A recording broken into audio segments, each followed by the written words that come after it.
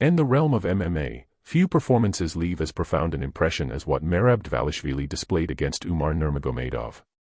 While being bigger, stronger, faster, or more technical often decides a fight, Merab's triumph was rooted in something far rarer, his otherworldly cardio. He doesn't just outpace his opponents, he exhausts them, imposing a relentless pace that seems inhuman. Watching Merab fight, one cannot help but marvel at his ability to maintain a maximum speed offense for 5 grueling rounds without showing the slightest sign of fatigue. In this fight, Umar Nurmagomedov entered as the more technical and skilled fighter. Through the first 2 rounds, he showcased superior precision, landing cleaner strikes, demonstrating better footwork, and even defending most of Merab's takedowns. Umar managed to trip Merab's back leg for a takedown, which was notable given Merab's elite defensive wrestling. In fact, Umar attempted the same maneuver later in the fight, but by that time, Merab had adjusted. Not only did he stuff the attempt, but in a brilliant sequence that many missed, Merab tripped Umar while defending his back. That moment, complete with Merab's taunting, encapsulated his confidence and evolving control as the fight progressed. Initially, Merab's striking left much to be desired. He threw wild overhands and hooks, often missing the mark, while Umar's strikes were sharper, more precise, and impactful. Umar's left hand and kicks found their targets, and he even rocked Merab early on. However, despite absorbing these clean shots, Merab's forward pressure never wavered. This unrelenting aggression ultimately became a psychological weapon. When a fighter's best shots don't even seem to faze their opponent, it becomes exhausting on a mental and emotional level, compounding the physical fatigue. By the 3rd round, the tide began to turn. Umar's energy reserves started depleting, evident in his slower strikes and labored movements. His left kick, which had been a weapon in the early rounds, began to lose its snap, and he struggled to retract it quickly. His punches, once crisp, became overextended and sluggish. On the other hand, Merab's relentless assault only ramped up. He began landing counters, securing takedowns, and capitalizing on openings created by Umar's fatigue.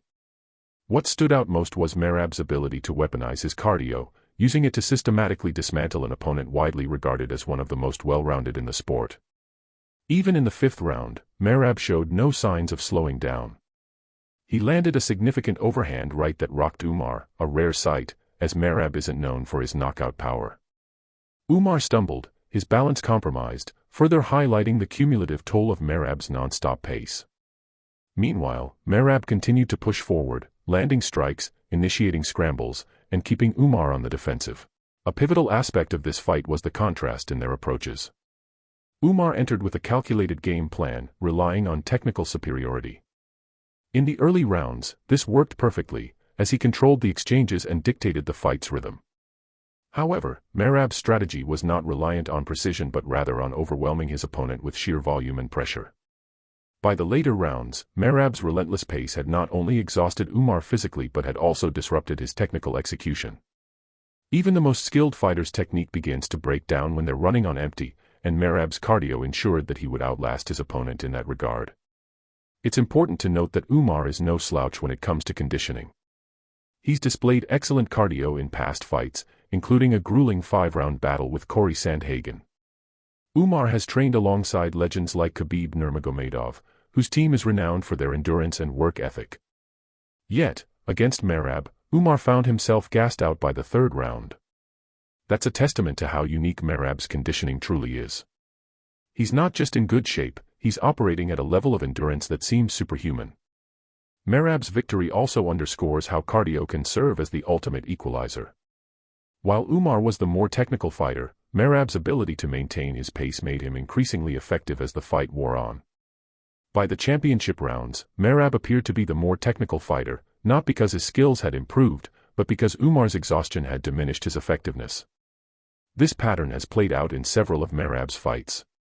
Whether it's against elite strikers like Jose Aldo or powerful wrestlers like Petr Yan, Merab's cardio advantage has consistently allowed him to outwork and overwhelm his opponents. What makes Merab's endurance even more impressive is the style he employs. It's one thing to have great cardio while fighting at a measured pace, but Merab operates at maximum output from start to finish. In this fight alone, he attempted over 20 takedowns against a high-level Dagestani wrestler. Even when these attempts were unsuccessful, they served their purpose by forcing Umar to expend energy defending them. This cumulative fatigue eventually wore Umar down, leaving him vulnerable to Merab's offensive surges in the later rounds. One fighter who managed to match Merab's pace relatively well was Sean O'Malley. Despite being considered one of the weaker wrestlers in the division, O'Malley's height, reach, and striking proficiency allowed him to